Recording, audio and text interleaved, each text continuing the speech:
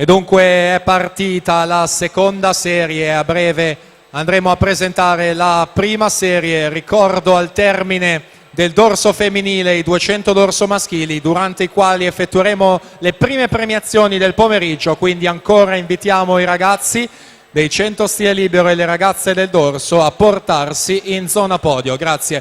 Intanto siamo al passaggio dei 50 metri con 31 e 28 Elan Masetti, un centesimo soltanto la Simicic e poi la Jacoponi, in 6 centesimi racchiuse le prime 3 atlete in questa seconda serie.